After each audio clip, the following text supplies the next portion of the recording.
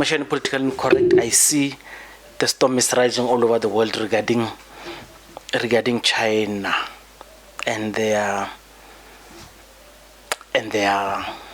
problems, their health problems. You know, it's that difficult time where, as a content as a content creator, we find it very difficult because of the work that we work. YouTube doesn't want us to talk much about such things, but these are important economic decisions that are going to be taken. These are important political decisions that are going to be taken. We're talking about you can imagine Mozambique, as it is, it's our neighboring country. Mozambique will be affected by this. And how are they going? If we go to those typical COVID days, are we going to be, is it going to be sustainable? I'm asking because I'm worried about South Africa being ready to go to another lockdown. Do you think we are ready for another lockdown? Do you think, do we even need the lockdown? By the way, this is not the first scare of respiratory diseases coming from China. This is not the first one.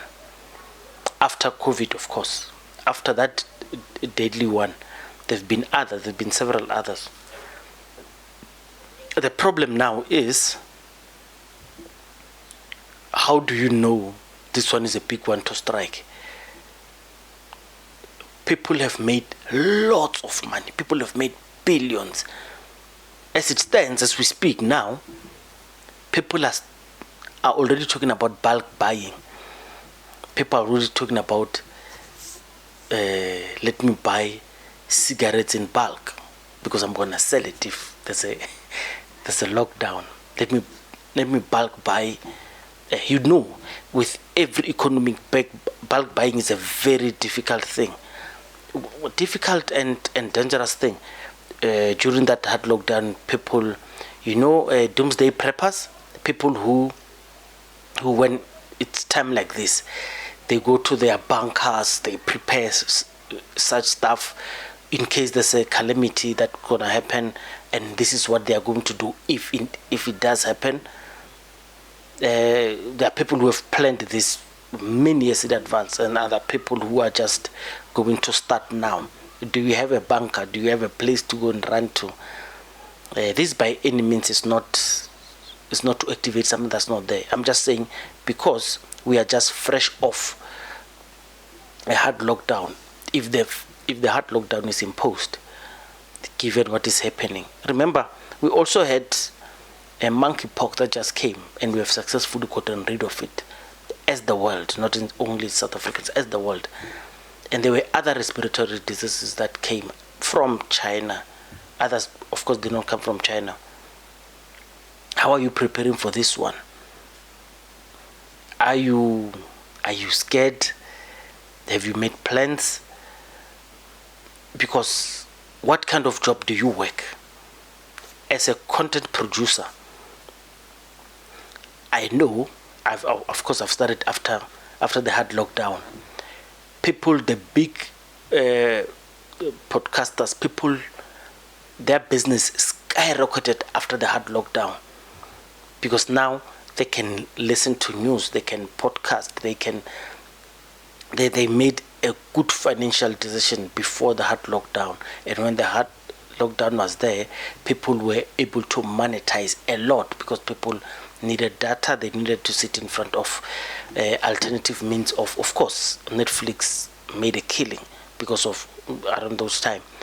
I'm saying economically, are you ready? When I say economically, are you ready? I'm speaking about what kind of job setup do you have? Have you saved enough money in case there's another hard lockdown? We are talking about people who are living in the gig economy. So the gig economy will be your photographers like me, your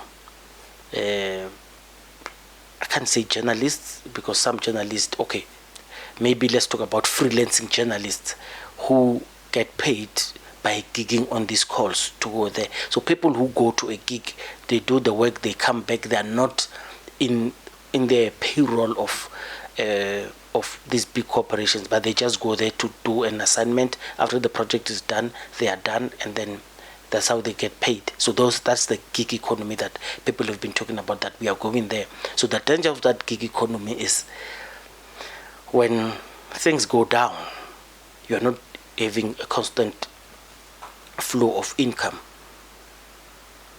Are you in that space? Are you ready? Do you have a house? Do you have houses? The reason I'm asking is, would you expect your tenants to pay you? I remember there are lots of promises that the South African government made during the hard lockdown. I suffered during the hard lockdown, and one of the reasons I suffered was because I had to close down a business because, I remember Ramaphosa saying, and it brings that question, of course, of saying, who owes who? Because if the world economy goes to a lull, someone is not going to need money. There was your excuse of, we need this money because we need to pay. Because I remember my repayments kept going during the hard lockdown, and I could not have income because things were closed. Ramaphosa spoke about landlords don't demand money from people, because remember, a landlord needs to pay the bank, and the bank, what's the excuse of the bank saying I need this money because I need to pay? Who are they paying? You understand? So who owes who? The world can owe you, like stuff like that. So Ramaphosa made those promises during those family meetings, but people still got hurt, and I'm one of those who got hurt, because you can't tell the bank, don't deduct my money, because and I remember they were talking about people who had bonds. They were talking about payment holiday, and it only affected you if in your contract of your bond you had the payment holiday, something like that. So meaning that you can go to the bank and say, hey bank, can you not want money from me for 6 months without affecting my repayment portfolio, or whatever the English is there. And banks told people, no, we looked at your contract, you don't qualify for that. And you ask yourself, so who are these banks indebted to? Because who did they borrow money from besides you? Who would say this bank, someone is demanding the banks to pay back the money? And I'm asking this out of oblivion. I'm not saying it hasn't happened. Maybe they know, but we just have not been told. So I'm just saying, are you ready for that kind of, it's not an economic crash. I don't know what it's called, but are you worried?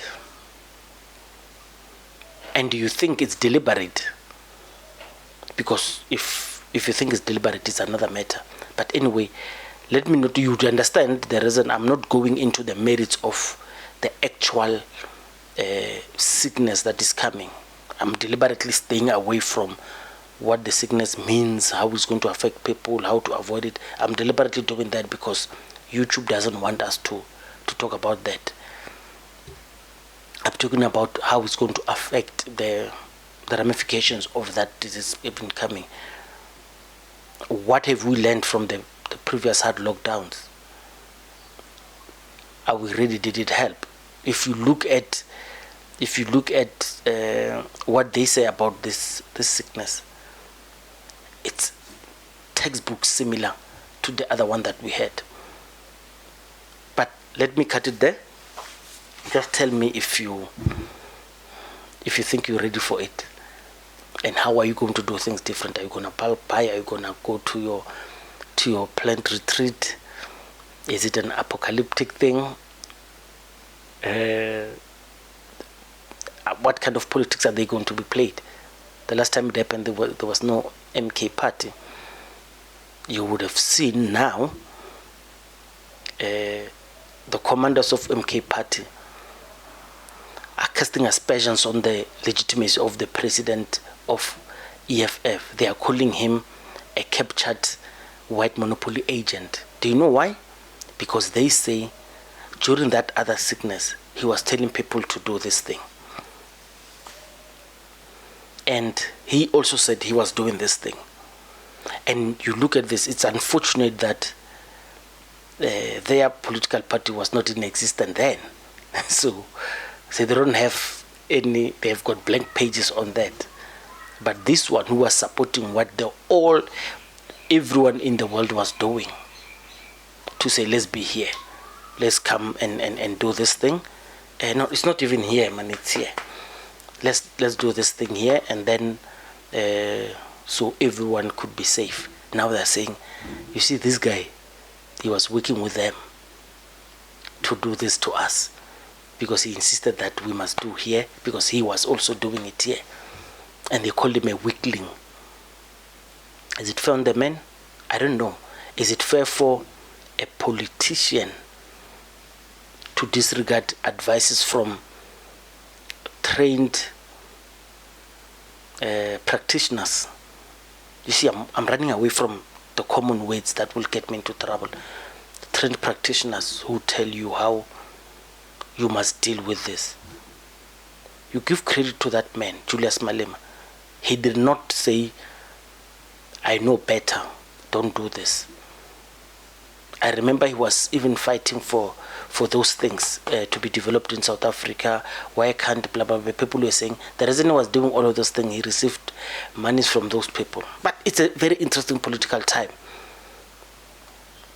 It's a very interesting political time. And that's why I'm saying it's unfortunate that the platform that we are talking about this hates it when we talk about this. But politically, economically, and socially, it's a very interesting time, because it impacts the way we live, and it brings the decisions that politicians made during that time that are still impacting us today.